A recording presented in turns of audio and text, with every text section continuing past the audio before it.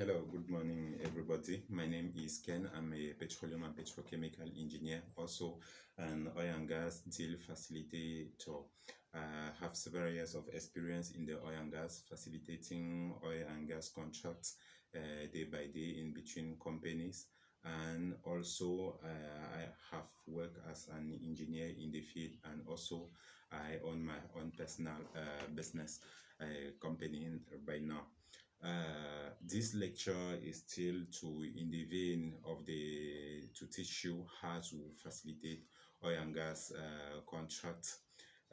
As we said, the aim of the training is to prepare you to become a good oil and gas facilitator, know who are the players, the meaning of facilitating the items related to the business and your commission, and how to protect your income in order not to get circumvented by the players, and know who to trust. And by the end, you should also settle as a oil and gas facilitator, whether you want to work with an already established firm, or you want to work as a freelancer, or establish your own limited liabilities company.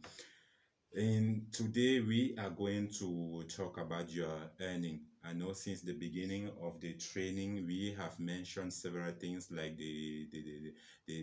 an overview, the players, the commissions, how does it work, and so on.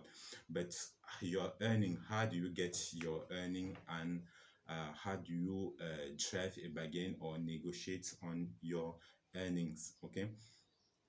You have to know that the earnings there are two types of earning: the commission earnings and the investment income. Okay, the commission income is the first thing, the first one we're gonna talk about. Okay, the commission income, it is the one that is usually stated. Most contract that you will come across will mention the commission income.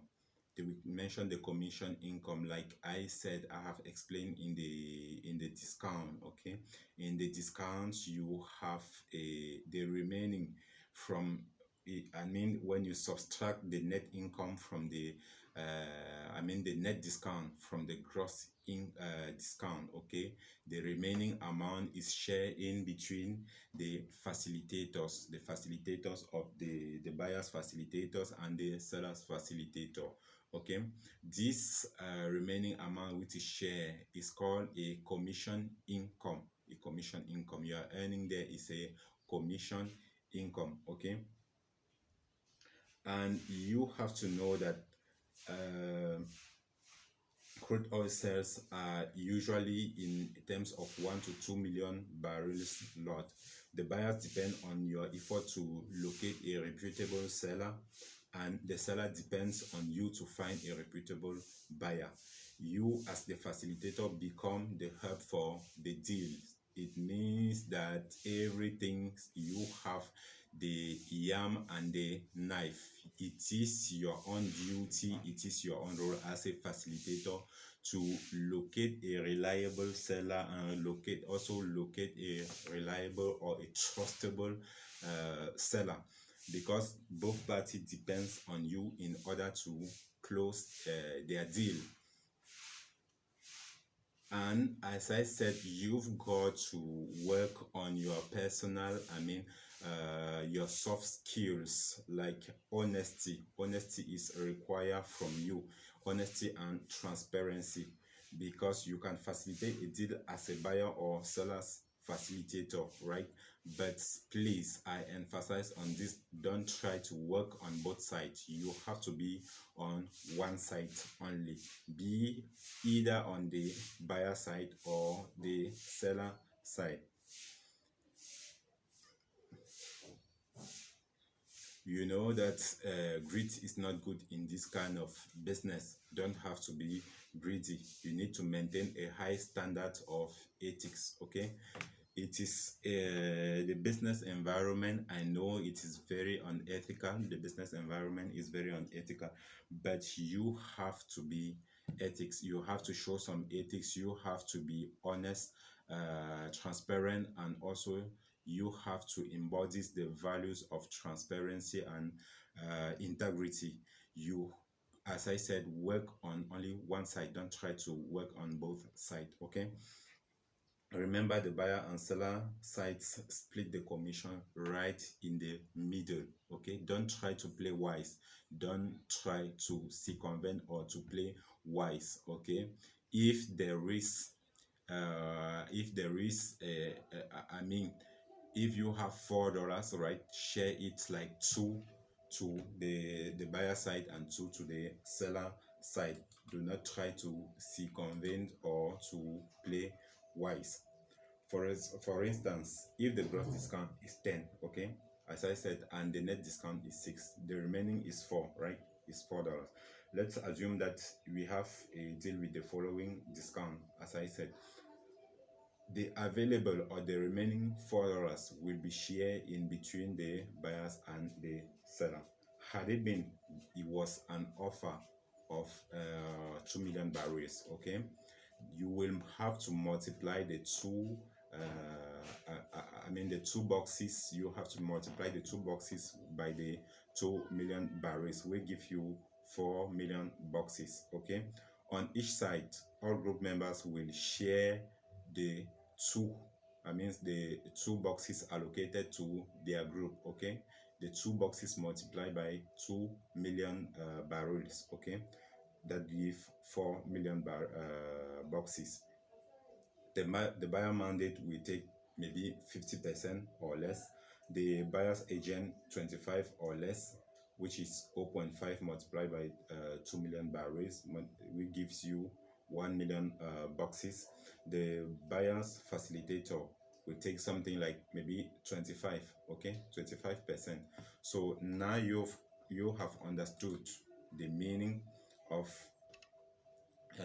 commission income, and this means that no matter on which side you might be, you must get your commission paid. You must get it paid, and it is the buyer who pays the commission because he owns the discount. Okay, the money, as I stated before in the previous lectures, that the money is coming from the buyer. Okay, and it is your duty as the facilitator to make sure that all the documents are real.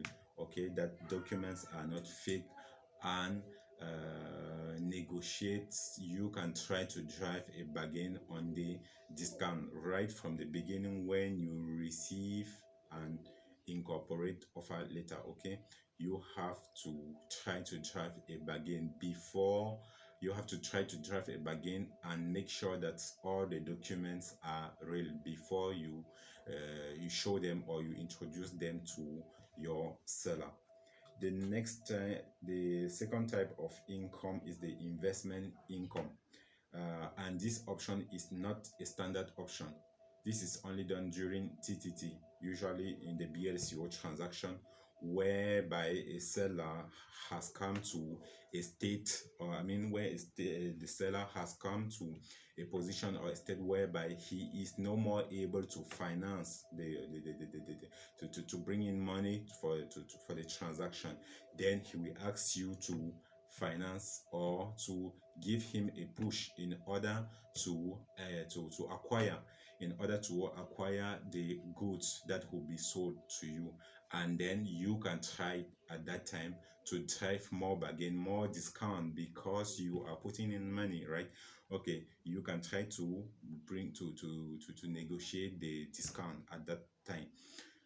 Please keep in mind that this type of investment is very risky. It is very risky because most at times scammers will ask you to send some money to them as upfront for them to do that. So be very careful, especially if you are dealing with the BLCO, the Nigerian BLCO. You have to be very careful, and I even advise you not to do the upfront, especially if you are dealing with Nigerians, okay, on the BLCO business. So the BLCO transaction, don't do the investment income. Don't try the investment income on the BLCO. I strongly discourage you on that. If the seller is genuine and has run out of cash, he may ask for funding to pay for the inspection. This is where you can step in as an investor. Know that do not give any inspection money to the seller. As I said, do not give, even if you want to do investment income, do not give the money to the seller. You can hire an inspection company after they have collected samples of the crude oil from the mother vessel for chemical analysis to confirm the quality and quantity of the crude in the vessel. Okay, so don't pay it right. Even if you want to go to the investment income, if you want to try it, don't give the money to the seller. Give it to a consultancy firm that will conduct the cure and cure analysis and hear a report. There you are sure at least the money is guaranteed. Okay. Do not accept any document as authentic if you did not verify it from the captain of the feeder vessel. Always verify your document. Please note that this is not the norm in the trade, but it is at your own discretion. Okay, it does not mean that you must follow the rules that or everything that we are providing you. Okay, it is a deal. If you can be flexible and know how to go about it, okay, you can still deal, but be very careful, because at times you know the right way and you want to take the shortcut, and it is on the shortcut that you get you usually get caught and you got scam. Okay, before you invest, always demand that you be giving few cents per barrel, and this must be included in the body of the contract so that the buyer will pay you promptly at the same time he pays all the commission. If you want to do the investment income, try to drive a bargain on the price of each barrels, so that, and it should be written in the contract so that you get paid right at the moment that all the incomes are get paid, okay, are getting paid, I mean. Okay, we close this lecture on the and on your earnings. I hope I have explained it to you in a good way. If you have a question, and don't hesitate to ask. We are here for you. You have to keep in mind that there is there is the commission income and there is the investment income. The commission income is the most common that you will come across. The investment income, most at time, it is in the TTT transaction with BLCO, and you have to be very careful when dealing with Nigerian traders, especially when they ask for investment income. Make sure that you do not give the money, the fund, right to the seller, but you hire a consultancy firm which conducts the cure and cure analysis, and submit the cure and cure report. You can put money in their hands. Never, never, never believe someone, a broker or a facilitator, who says give me the money and I will do the analysis because I'm running out of cash. Most of the time this is a scam. Okay, so thank you very much. I hope you've got the lesson, and I shall meet you in the following lecture. Thank you very much.